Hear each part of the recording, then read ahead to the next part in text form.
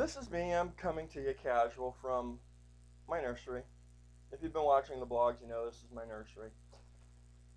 I'm John Morton, writer, creator of Ninth Space Cavalry.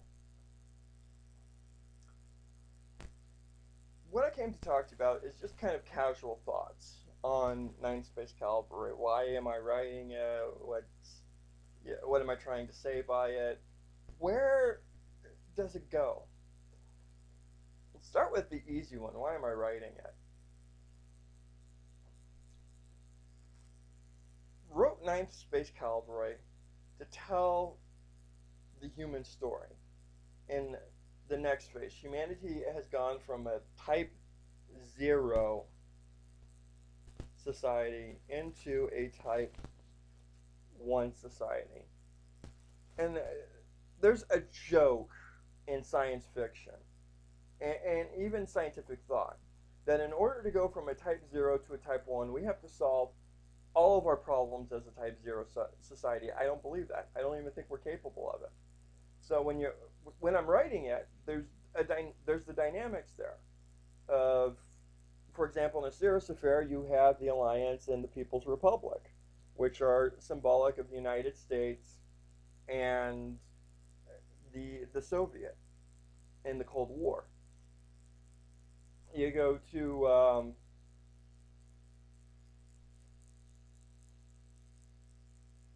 the Great Space Lift. The Great Space Lift is really a retelling of the Berlin airlift, only with a lot cooler ships and a heck of a lot cooler dynamics. So there's clearly this timing going around about humanity really carrying our problems over into the next level. We don't learn. So if we haven't learned when the discovery of the Indias, if we haven't learned with the discovery of America, we haven't learned going to the moon. We certainly will not have learned by the time we go to Mars. What makes us think that when we go out into the cosmos, when we're no longer Type 0, we're Type 1, that's going to change. So this is why I'm writing it. Now, what's some of the cool stuff in Ninth Space Cavalry? Um, I think one of the coolest things in Ninth Space Cavalry is with the development of Argos, which was part of a Cirrus affair, originally titled Earth Corps Defense Fleet 1, now a Cirrus affair. And Argos was sort of the evil people within the Earth core government, whereas like America's got its evil things, whether you want to call it the Men in Black, the smoking man, that sort of person that is behind the scenes, you know, is pulling the strings, and yet you can't name them. It's in every movie that you can think of. The Apocalypse Now with the smoking man. Men in Black with, of course, is the name of the title of the movie. Just the whole idea of these evil people walking around defending us from true evil. They're kind of the middleman. I don't know what you want to call them. So Argos takes that, and we take that into the next level. What does Argos look like in Ninth Space Cavalry? Never got into. I got into it a little bit in a Cirrus affair. Cut the storyline out to make it smaller.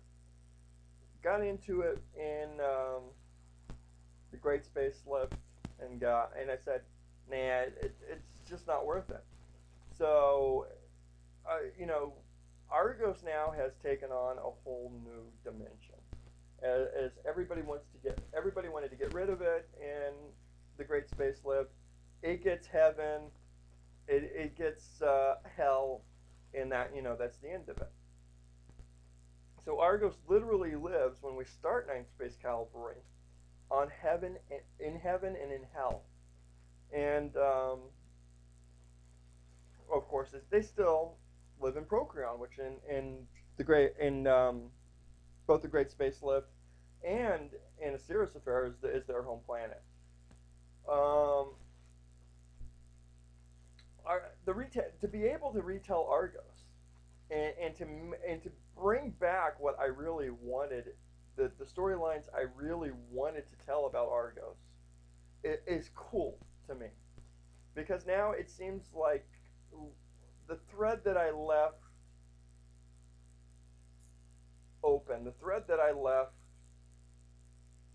like, sort of unfinished, I now get to finish to close that. What are some of the other cool things? Some of the other cool things is to bring the new ships, to be able to bring the Morton, which I couldn't do in a series of. I mean, I could. There just wasn't time to explain what all of these ships were in terms of dialogue. So the Morton would be there in a serious affair, but to actually show it and to show it in action would be you know named for Admiral Morton, by the way. There's three ships in Ninth Space Cavalry.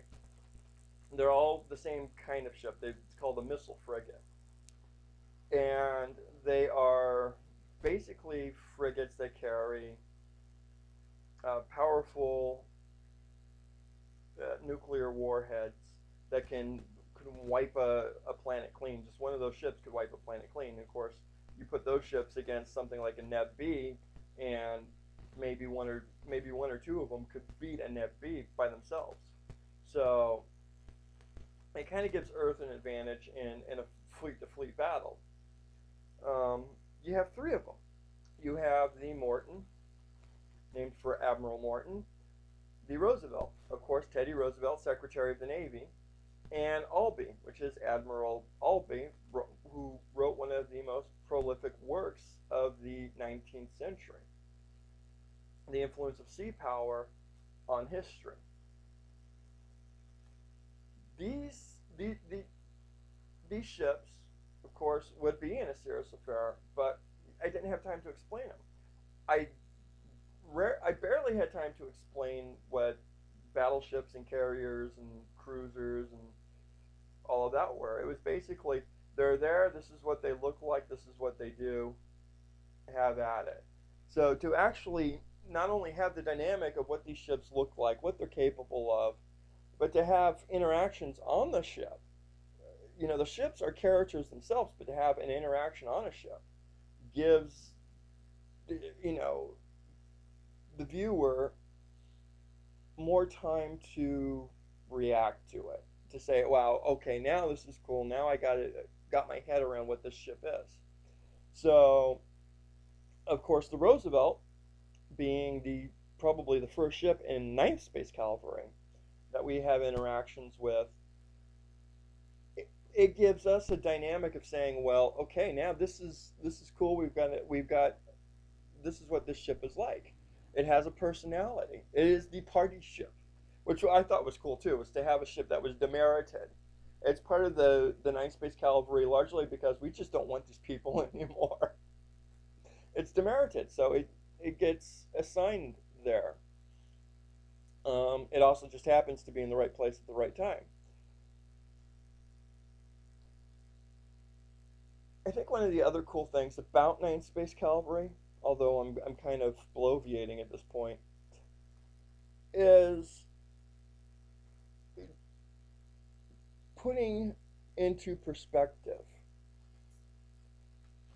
what our Navy, as the United States or as Great Britain or basically any major nation, doesn't get its story told anymore. It's all Air Force. It's all bombings and it's all, paratroopers. We can't tell a naval story anymore because the Navy just simply doesn't hold water, and yet they are probably the most actioned group out of all of the armed services.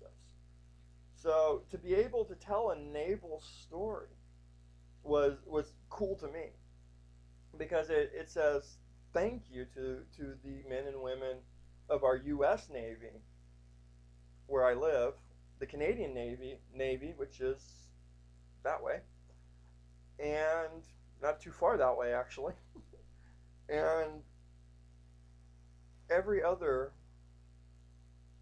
just naval officer. The idea of having a navy is that you can put ships between you and the people who want to harm you, and they have to go through those ships. The Earth Defense, Earth Core Defense Fleet One was the first line of defense. They had other, planetary defense fleets, but it was the first line of defense. Ninth Space Cavalry kind of takes that Ninth Air Cavalry, which is an Army designation, and makes it a naval designation and allows us to tell stories about the Navy in the future that normally you couldn't tell. A plight against drug lords like the cartels, which is, of course, where we are right now. Search and rescue, which we actually do have a search and rescue story. And plenty of other stories that all coalesce around the Navy, and yet you can't tell the story without having some grasp of what that particular branch of the service looks like. So, I do hope you enjoy Ninth Space Cavalry. Please, if you're a producer, pick it up. And my final parting thought, you might not like the idea as a person that humanity takes its problems into space. But if we sit here on Earth, in fact, that'll be a whole other blog, but if we sit here on Earth and do nothing, then we might as well lay down and die now. I'm John Morton. You have a good day.